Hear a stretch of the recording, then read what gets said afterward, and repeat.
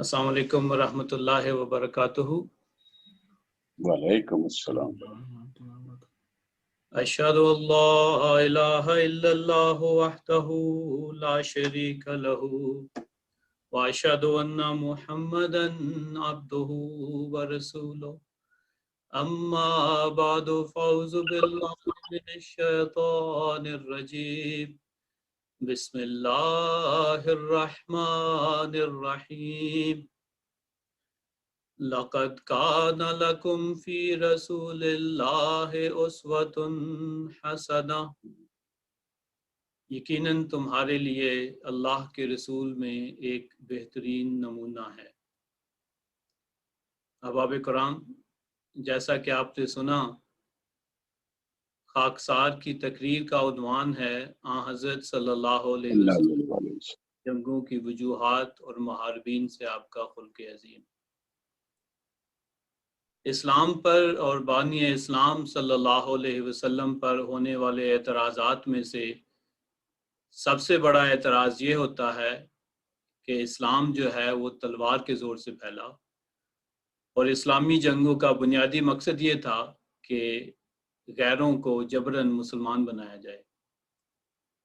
کوئی بھی انسان جو اسلامی تاریخ کا مطالعہ کر چکا ہو اور وہ تعصب سے والا ہو تو وہ ضرور اس بات کی گواہی دے گا کہ اس دعوے میں بالکل کوئی صداقت نہیں۔ اسلامی جنگوں کی وجوہات کو جاننے کے لیے ہمیں ابتدائی اسلامی تاریخ کو جاننا چاہیے، کیونکہ تبھی ہمیں اس بات کا علم ہوگا کہ مسلمانوں نے کن وجوہات کی بنا پر یا کن حالات میں مقابلہ کیا۔ جب آن حضرت صلی اللہ علیہ وسلم نے نبوت کا دعویٰ کیا تو ابتدا میں تو جو کفار مکہ تھے انہوں نے اس طرف کوئی بہت زیادہ توجہ نہ دی، لیکن جو ہی اسلام کا پیغام جو تھا وہ پھیلنے لگا اور لوگ جو تھے انہوں نے اسلام کی طرف رغبت دکھانا شروع کر دی، تو پھر اہل مکہ جو تھے وہاں حضرت صلی اللہ علیہ وسلم اور ان تمام لوگوں کے جو آپ کے دین کو ماننے والے تھے ان کے مخالف ہو گئے، اور پھر یہ مخالفت جو تھی وہ دشمنی میں تبدیل ہو گئی، اور یہ دشمنی جو تھی اس بات پر منتج ہوئی کہ وہ آپ کے جان کے درپے ہو گئے، اور آن حضرت صلی اللہ علیہ وسلم اور آپ کے دین کو ملیا میٹ کرنے کے لیے انہوں نے عزم مصمم کر لیا۔ مکہ میں جو آن حضرت صلی اللہ علیہ وسلم کے دعوت نبوت کے بعد کی زندگی ہے وہ تقریباً 13 سال کی بنتی ہے، اور ان 13 سالوں میں ہم دیکھتے ہیں کہ کس قدر آپ کو اور آپ کے ماننے والوں کو مصائب اور تکالیف کا سامنا کرنا پڑا، دکھ اور تکالیف برداشت کرنی پڑی۔ ایک طبقہ ایسا تھا جو کہ معاشرے میں جس کو بہت بڑی حیثیت سے نہیں دیکھا جاتا تھا، غلاموں کا جو طبقہ تھا، ان پر سب سے زیادہ ظلم اور جبر کیا جاتا۔ عرب کے تپتے ہوئے صحرا میں ان کو گرم ریت پر لٹا دیا جاتا، اور گرم پتھر جو تھے ان کے سینوں پر رکھ دیے جاتے اور کہا جاتا کہ اسلام کا انکار کرو۔ بعض ایسے تھے جن کو کوڑے مارے جاتے۔ حضرت صلی اللہ علیہ وسلم کی صحابیات کو دردناک طریقے سے شہید کر دیا جاتا۔ یہ تو ان لوگوں کا حال تھا جو کہ سوسائٹی میں بہت زیادہ حیثیت نہیں رکھتے تھے، لیکن خود حضرت صلی اللہ علیہ وسلم کی یہ کیفیت تھی کہ آپ بھی ان مظالم سے جو تھے کلیتاً محفوظ نہیں تھے۔ ہم پڑھتے ہیں احادیث میں کہ بعض اوقات سجدے کی حالت میں آپ پر اونٹ کی جو اوجری تھی وہ رکھ دی جاتی تاکہ آپ سجدے سے نہ اٹھ سکیں۔ طائف کے واقعے کو کون بھول سکتا ہے جب آپ کا تمام بدن جو تھا وہ لہو لہان ہو گیا۔ آپ کا اور آپ کے گھر والوں کا اور آپ کے ماننے والوں کا سوشل بائیکاٹ کیا گیا۔ شیب ابی طالب میں کئی مہینوں تک آپ کو محصور کر دیا گیا، یہاں تک کہ حالات اس نہج پر پہنچ گئے کہ کھانے پینے کے جو رسد تھا، جو سامان تھا، وہ بھی نہ پہنچایا جاتا۔ فاقہ کشی کی حالت آ گئی، اور ایک صحابی کا بیان ہے کہ ان دنوں میں حالت یہاں تک پہنچ گئی کہ ایک رات کو میں نے محسوس کیا کہ میرے پاؤں کے نیچے کوئی نرم سی چیز ہے۔ مجھے نہیں پتا کہ وہ کیا چیز ہے، لیکن میں نے اٹھا کے اس کو کھا لیا، اور آج تک مجھے پتہ نہیں چل سکا وہ کیا تھا۔ یہ تھی ان کی بھوک کی حالت۔ جب ایسے حالات ہو گئے تو حضرت صلی اللہ علیہ وسلم کو مجبوراً ہجرت کرنی پڑی، اور جب آپ ہجرت کر چکے مدینہ کی طرف تو پھر بھی جو آپ کے دشمن تھے، جو آپ کو تباہ و برباد کرنا چاہتے تھے، انہوں نے آپ کا پیچھا نہ چھوڑا، اور مدینہ میں رہنے والے قبائل کو بھی اور یہود کو بھی اس بات کی دھمکی دی کہ اگر تم اس شخص کی مدد کرو گے تو پھر حملے کے لیے تیار ہو جاؤ، اور نہ صرف یہ بلکہ ارد گرد کے جو قبائل تھے ان کو بھی اپنے ساتھ ملا لیا، اور سب سے بڑھ کر یہ کہ لشکر لے کر مدینہ پر چڑھائی کر دی۔ وہ ایسے مخصوص حالات پیدا کر دیے گئے کہ مسلمانوں کے پاس اب مقابلے کے علاوہ اور کوئی چارہ نہیں تھا۔ اور یہ وہ وقت تھا کہ جب سب سے پہلے قرآن کریم کی وہ آیت نازل ہوئی جس میں کہ جہاد کی یا جہاد بالسیف کی اجازت دی گئی، جیسا کہ پہلے مقرر نے اس کا بیان کر دیا ہے۔ یہ ہجری کے دوسرے سال میں، ان کی ہجرت کے دوسرے سال میں صفر کے مہینے میں یہ آیت نازل ہوئی، جو سورہ الحج کی ہے، جو کہ 22 نمبر سورت ہے، اور اس کی آیت 40 سے 41، وہ چونکہ اس کی پہلے ہی تلاوت کر دی گئی ہے، اس لیے میں اس کا صرف ترجمہ پڑھ دیتا ہوں کہ ان لوگوں کو جن کے خلاف قتال کیا گیا ہے اجازت دی جاتی ہے کہ وہ بھی بدلے میں لڑائی کریں، اس وجہ سے کیونکہ ان پر ظلم کیا گیا، اور یقیناً اللہ تعالیٰ ان کی مدد پر قادر ہے۔ اگلی آیت یہ ہے کہ وہ لوگ جن کو ان کے گھروں سے ناحق نکالا گیا محض اس وجہ سے کہ وہ کہتے ہیں کہ اللہ ہمارا رب ہے، اور اگر اللہ کی طرف سے لوگوں کا دفاع ان میں سے بعض کو بعض دوسروں سے کے ذریعے سے نہ کیا جاتا تو راہب خانے منہدم کر دیے جاتے، اور گرجے بھی اور یہود کے معابد بھی اور مساجد بھی جن میں کہ کثرت سے خدا کا ذکر کیا جاتا ہے۔ گویا اس آیت کے جو الفاظ ہیں اس میں وضاحت کے ساتھ اسلامی جنگوں کی ایک قسم کی غرض و غائب بیان کر دی گئی ہے کہ اس وقت کس قسم کے حالات تھے، اور دیکھا جائے تو یہ جو آیت ہے اس میں 4 قسم کی باتیں ہمیں معلوم ہوتی ہیں۔ پہلی بات تو یہ کہ یہ جنگ جو تھی یہ اس کی ابتدا کفار کی طرف سے ہوئی تھی، اور یہ الفاظ جو ہیں یقاتلون یہ ہمیں اس طرف رہنمائی کرتے ہیں۔ پھر دوسری بات یہ کہ کفار جو تھے مسلمانوں پر سخت ظلم کیا کرتے تھے، اور یہی باعث بنے ان جنگوں کی ابتدا کے، جیسا کہ بِأَنَّهُمْ ظُلِمُوا کے الفاظ جو ہے وہ ہمیں بتاتے ہیں۔ تیسرا یہ کہ کفار کی یہ غرض تھی کہ اسلام کو تلوار کے زور سے نیست و نابود کر دیا جائے، جیسا کہ لَحُدِّمَتْ کے الفاظ میں اشارہ ہے۔ اور چوتھی بات یہ آیت ہمیں یہ بتاتی ہے کہ مسلمانوں کے اعلان جنگ کی جو غرض تھی وہ خود حفاظتی اور دفاع تھی، اور جیسا کہ وَلَوْلَا دَفْعُ اللَّهِ النَّاسَ، یعنی کہ اگر اللہ تعالیٰ مسلمانوں کو حکم نہ دیتا کہ تم بھی اپنا دفاع کرو تو پھر مذہبی آزادی کو ایک خطرہ تھا۔ تو ان سب حالات کے پیش نظر اب خاموش رہنا جو تھا وہ خودکشی کے مترادف تھا۔ اب کسی کو یہ نہیں سمجھنا چاہیے کہ مسلمانوں کو جنگ کی تو اجازت مل گئی اور ان کے دل میں ہمیشہ سے یہ خواہش تھی کہ وہ جنگ کرے، نہیں، ایسا ہرگز نہیں تھا، کیونکہ قرآن کریم ہماری اس طرف رہنمائی کرتا ہے۔ سورہ البقرہ 217 نمبر آیت میں لکھا ہے کہ کتب علیکم القتال وہو کرہ لکم وعسیٰ ان تکرہوا شیئا وہو خیر لکم وعسیٰ ان تحبوا شیئا وہو شر لکم، یعنی کہ تم پر قتال تو فرض کر دیا گیا ہے لیکن تمہاری اندرونی کیفیت یہ ہے کہ تمہیں یہ سخت ناپسند ہے۔ تو جو لوگ کہتے ہیں کہ اسلام میں جبر کی اجازت ہے یا مسلمان جان بوجھ کے لڑائیاں کیا کرتے تھے، یہ آیت اس کو رد کرتی ہے۔ کتب علیکم القتال وہو کرہ لکم،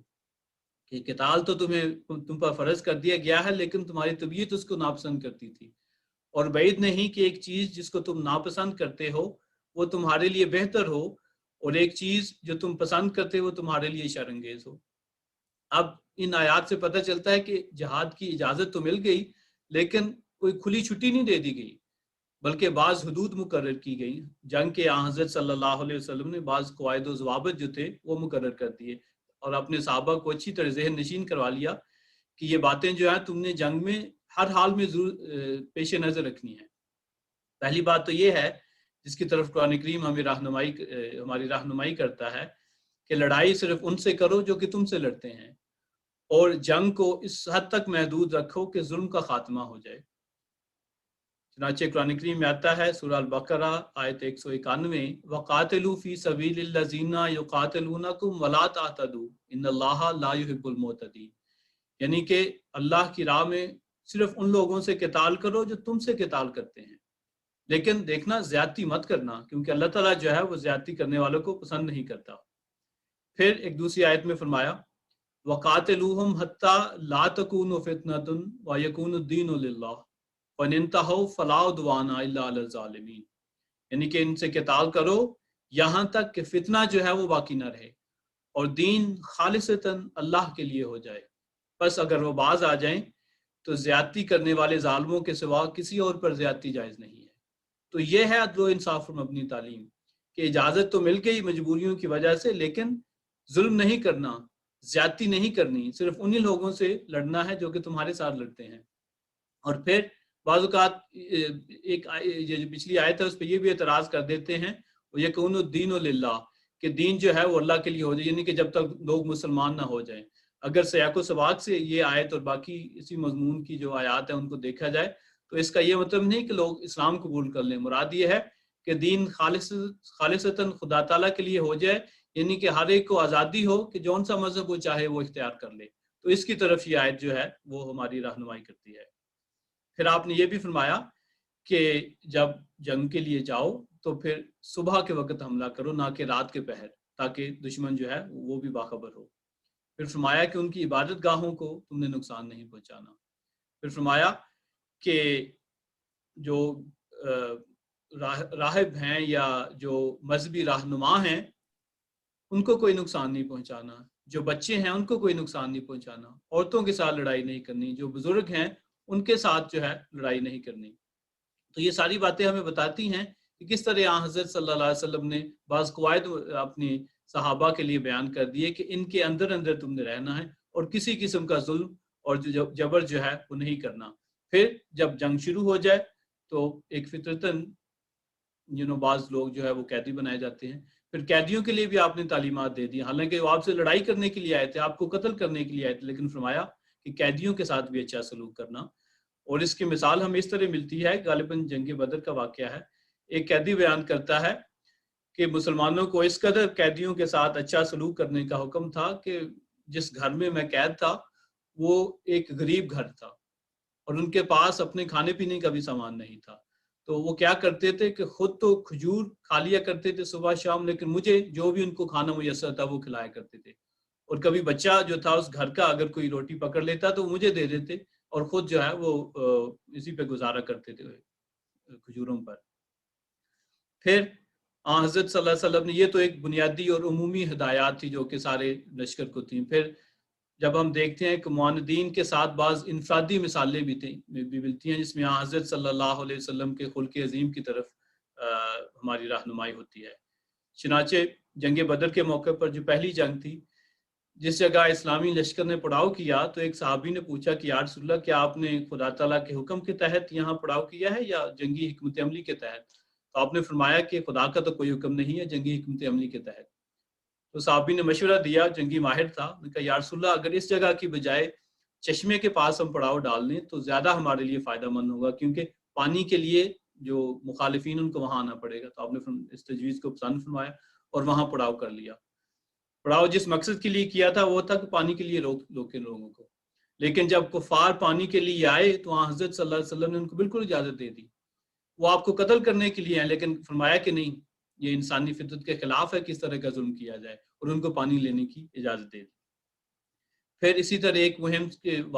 جب آپ واپس آ رہے تھے تو کچھ دیر کے لیے درخت کے نیچے آرام کرنا چاہا اور صحابہ مختلف اطراف میں پھیل گئے، اور حضرت صلی اللہ علیہ وسلم کچھ دیر کے لیے لیٹ گئے اور آپ کی جو تھی آنکھ لگ گئی، تو اسی دوران ایک مخالف آپ کا آ گیا اور جو آپ کی تلوار لٹک رہی تھی درخت پہ، اس نے اس پہ قابو پا لیا اور آپ کو آواز دے کے کہا کہ محمد اٹھو، اب مجھے بتاؤ کہ کون ہے جو تمہیں مجھ سے بچائے گا۔ تو حضرت صلی اللہ علیہ وسلم کو خدا تعالیٰ کی ذات پر پختہ اور کامل یقین تھا، آپ نے فرمایا کہ میرا خدا بچائے گا۔ یہ بات سنتے ہی اس کافر کے ہاتھ لرزنے لگے اور تلوار اس کے ہاتھ سے گر گئی، اور پھر جب حضرت صلی اللہ علیہ وسلم نے وہ تلوار پکڑ لی تو فرمایا کہ اب کون ہے تمہیں جو مجھ سے بچائے گا؟ انہوں نے فرمایا تو اس شخص نے عرض کیا کہ آپ صلہ رحمی کرنے والے ہیں، آپ جو ہے معاف کرنے والے، اس لیے مجھے معاف کر دیا جائے۔ تو وہ شخص جو آپ کو قتل کرنے والا تھا، آپ نے اس کو معاف کر دیا اور اس کو جانے کی اجازت دی۔ پھر خیبر کے معاملات میں ہم دیکھتے ہیں کہ کس طرح یہود کے بعض قبائل نے حضرت صلی اللہ علیہ وسلم اور آپ کے صحابہ کے خلاف बावजूद मुआहदा करने के